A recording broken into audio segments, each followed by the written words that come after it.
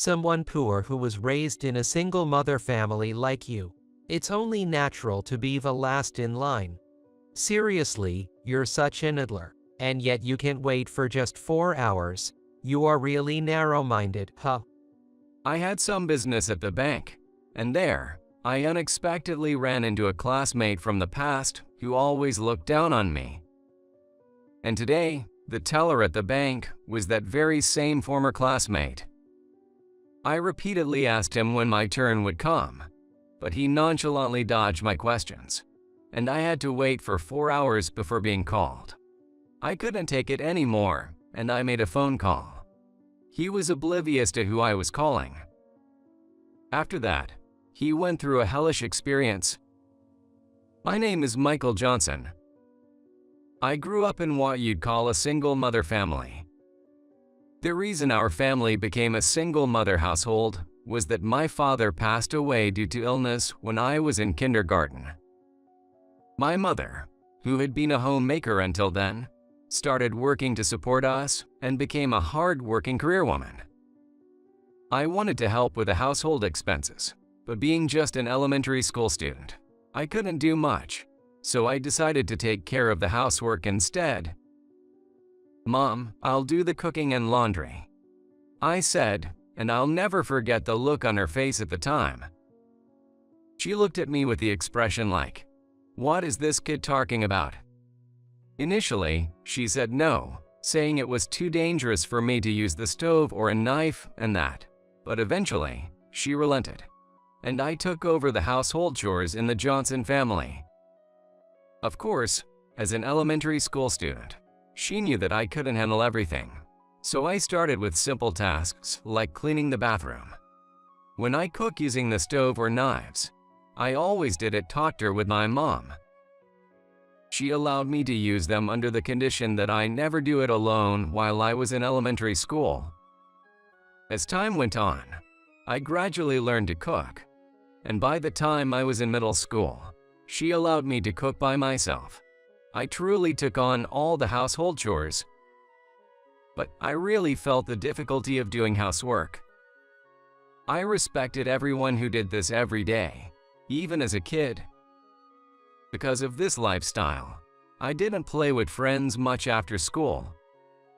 I preferred to help my mom, so I often turned down invitations to play with. That led me to be kind of isolated in my class. Especially John Smith, who was one of my classmates, always mocked me. Michael, Mommy said your family is a single mother household. Yay, that's right. Mommy said single mother families never lead to a good life. He'd brag. I suggested you should stop calling your mom Mommy since we were already grade schoolers, which made him explode in anger. John increasingly bothered me after that. If I used a bit short pencil, he'd say, "Because you are from a single mother family, you can't afford a new pencil, huh?" And if my sweater was slightly frayed, "Can't afford a new one, huh?" The pencil was mid-length and perfectly usable, and the sweater just had a small snag. But he found these small things to mock me for being from a single mother family. I'd reply, "It's still usable," or "It's just a little fray," but he'd laugh, saying, "Sure, because you're poor from a single mother family." It seemed like John just wanted to use the phrase single mother family as much as possible. His attitude didn't change even in middle school. Even though we weren't in the same class, he'd greet me in the hallways with, "Hey, Michael from the single mother family." By then, I'd just ignore him. It was too much trouble to respond. Instead, someone stood up for me, shouting, "John, enough already." It was my classmate, Emily Williams. I first met Emily when I was shopping at the grocery store, thinking, what should I make for dinner today? She spoke me, saying, "Michael." I had a shopping basket full of groceries, mainly vegetables, while she only seemed to be buying snacks. Are you running an errand? Good for you. No, just picking up stuff for dinner and some pre-cooked ingredients. Pre-cooked ingredients. She seemed puzzled, almost robotic in her response, which made me laugh. My mom's the only adult at home. She's always busy, so I handle all the household chores. Wow, even cooking? Of course. Michael, that's impressive. I'm not doing anything like that. Well, that's normal. We're just middle schoolers, after all. I said with a laugh. Emily gave a wry smile, not sure how to respond. I'm used to such reactions, so I added, I do it because I like it. After that, Emily started looking out for me more. She would come up to me and say, Michael, I've recently started learning to cook. Whenever John picked on me, she'd get angrier than me, saying, even though Michael is from a single mother family, he's working hard. I don't want him to be spoken to like that by someone like you. If you have a problem, try working harder than Michael before you say anything. I would always thank her. I didn't make excuses for not to work hard studying just because I was managing the household. I made sure not to neglect my studies. I didn't want people to say my mom's parenting is bad. If I didn't understand something, I'd ask Emily, my classmates, or my teachers. Time flew by, and before I knew it, 3 years had passed, and it was time for our graduation ceremony. Emily called me out and confessed, seeing you work hard at cooking, studying, and cleaning, Michael, I thought you were an amazing person. That's why I realized I like you, Michael. Will you date with me? I was honest with my feelings. I've always liked you too, Emily, for always standing up and helping me. Yes, I'd be glad to. And so, we started dating. Fast forward several decades from our middle school graduation, and here I am in almost 30, with some business at my main bank, the Hudson Bank. My number was 36, and the current number being called was 33. Just about 3 more people, maybe I'll be called soon, I thought, and decided to sit and wait.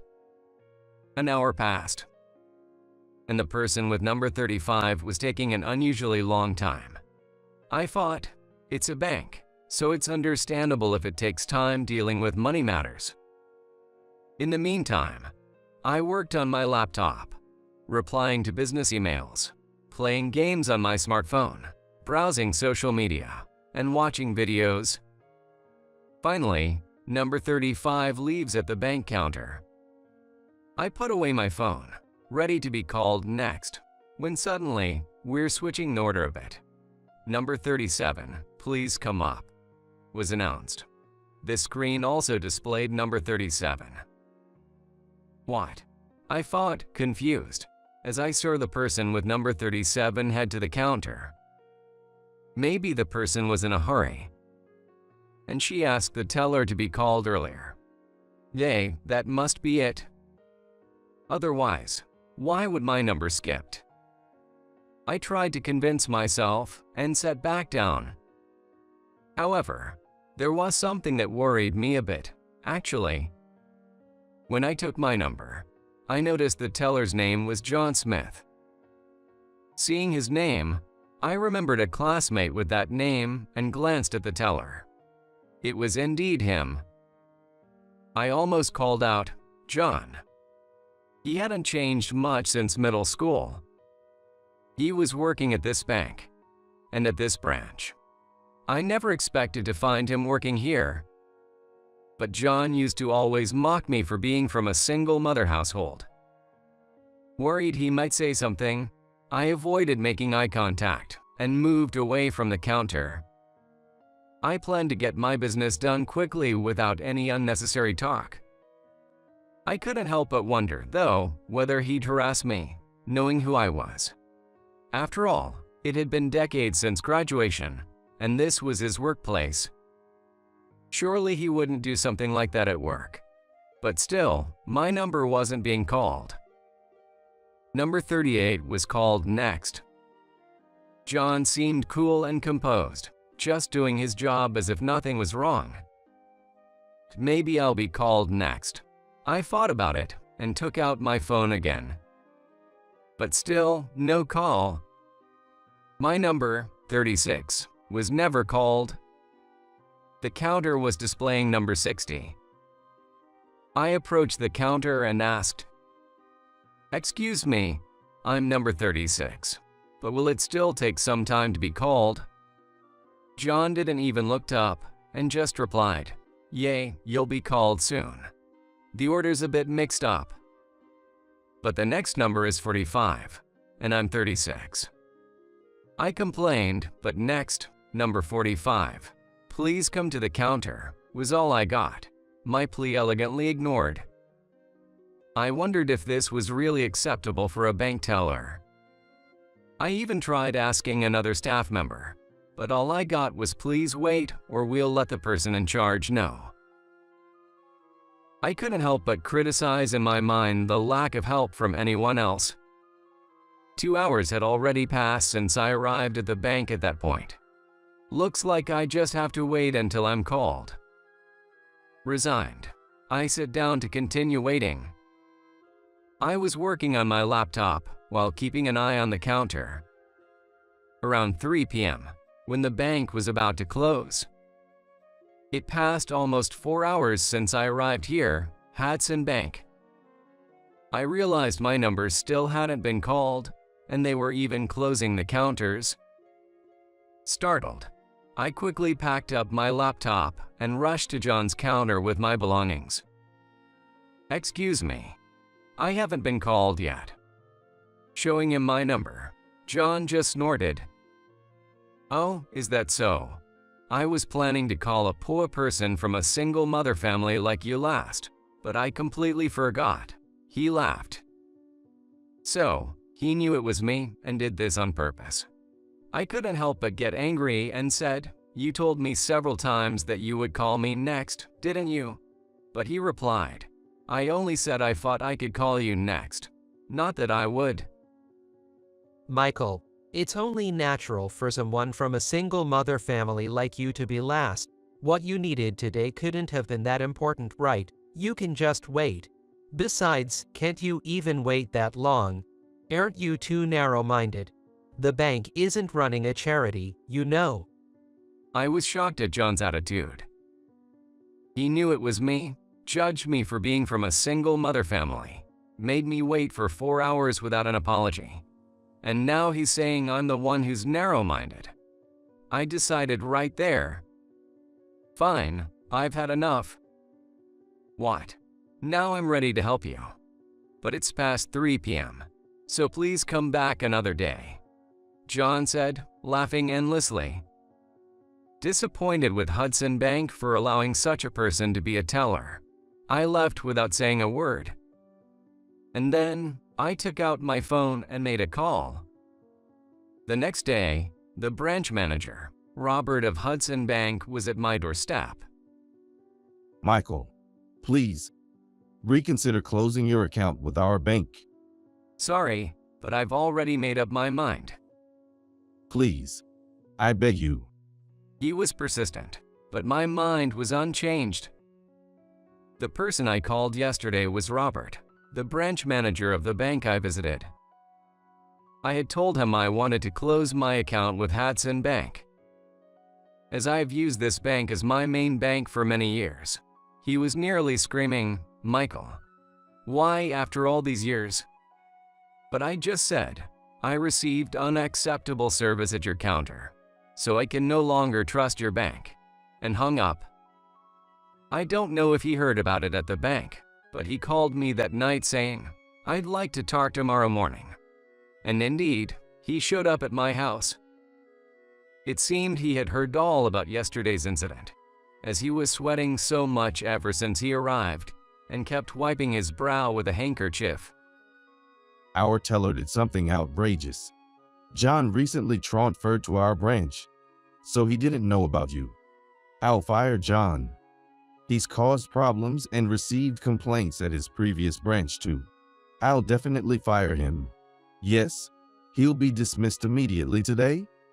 I promise John will never appear in front of you again and do anything else we can.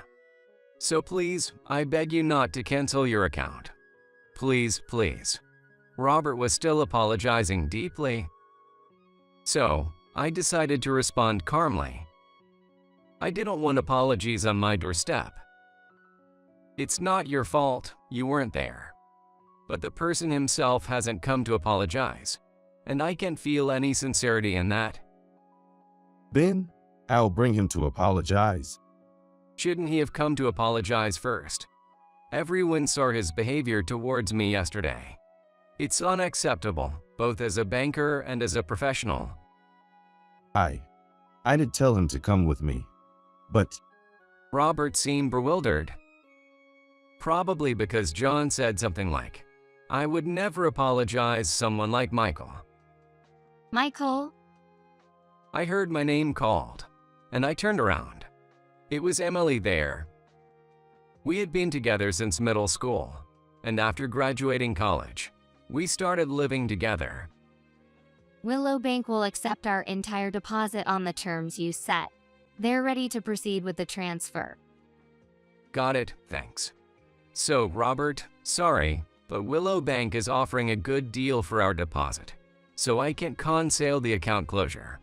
Please proceed with the process. I told him firmly. Robert finally gave up and left, disappointedly. He seemed to have aged about 20 years all at once. Maybe it was just because his gray hair, though. Emily and I quickly headed to Willow Bank. Did I do something wrong to Robert?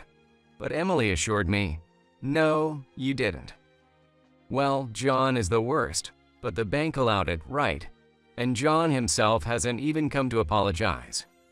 He's unbelievable. He hasn't changed since middle school. Emily was angrier than me about John and yesterday's incident. I really like how she's always been this way, getting even angrier than me, as if it were her own issue, unchanged since the old days. It's fine now. We're done with Hudson Bank and won't have to deal with them anymore. Maybe it's fine for you, but not for me. If I find John, I won't let him off, she said, half-jokingly practicing pinches. I really wish for a more peaceful solution. But when we arrived at Willow Bank, we were in for a shock. John, what are you doing here? There John was. He was in a suit that looked somewhat dirty. John, upon seeing us, rushed over and started yelling, Michael, it's your fault.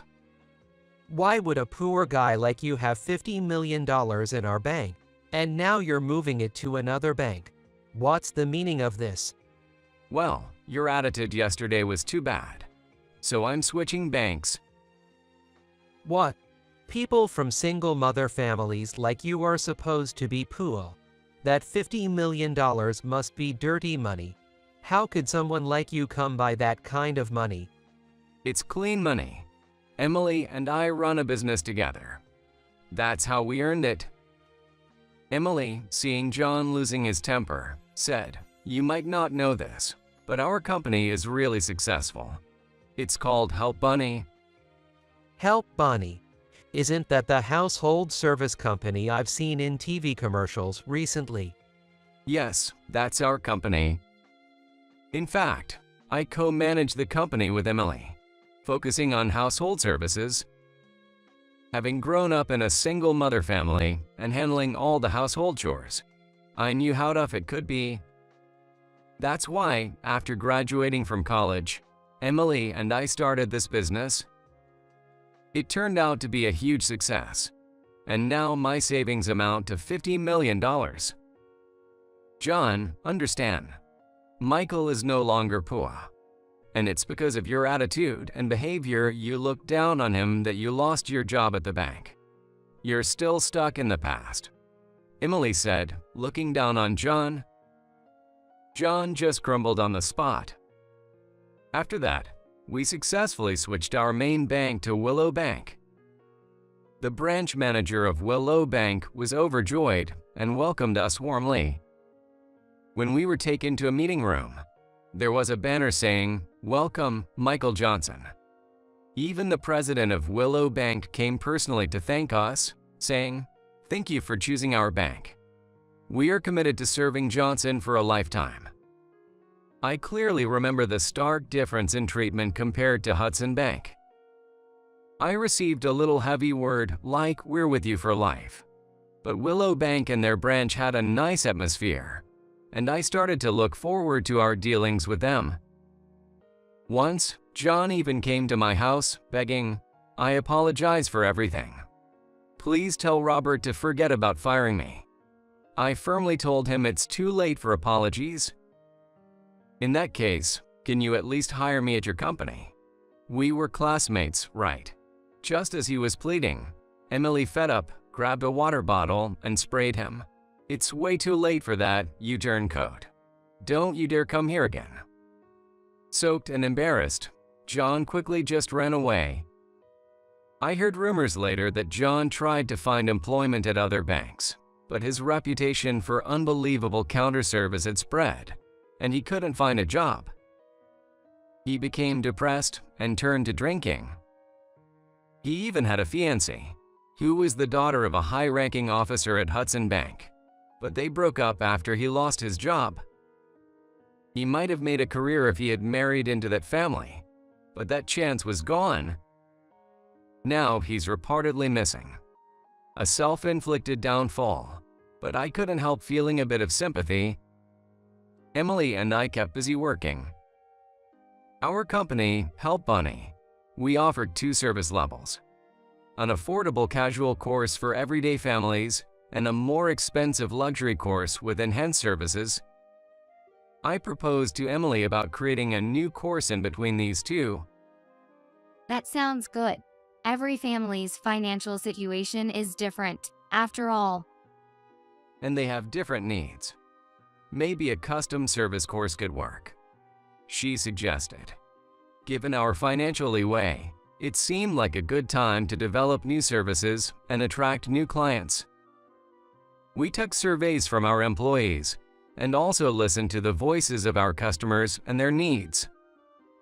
We even conducted surveys on social media to brainstorm new service courses when a certain news article caught my eye. I came across an article titled "The Reality of Young Carers." As the name suggests, it discussed the current situation of young carers, who, apart from caregiving, are also overwhelmed with household chores. I had thought their burden was only caregiving, but yes, they face the burden of housework as well. Although my mother was healthy and I didn't provide caregiving, I knew the challenges of housework since I had been doing it from a young age. But these young carers, dealing with both caregiving and housework, must be having such tough days. I remember not even having time to play with friends because of daily chores. That's when it hit me. If families with young carers could use our household service, wouldn't it at least reduce their burden? We could offer this service at an even lower price than our casual course, almost like a volunteer service. I shared this idea with Emily. What do you think about this course? I think it's a great idea. It suits the current societal situation and is sure to be popular. Emily wholeheartedly approved. I then shared this plan with our employees. The response was unanimous, with everyone saying, "We agree." "If it helps the young ones, I'm all in," said a veteran employee, Taylor, leading the chorus of supportive voices, followed by encouraging words from others. If they're young students, they should be studying or having fun. They shouldn't miss out on their youth.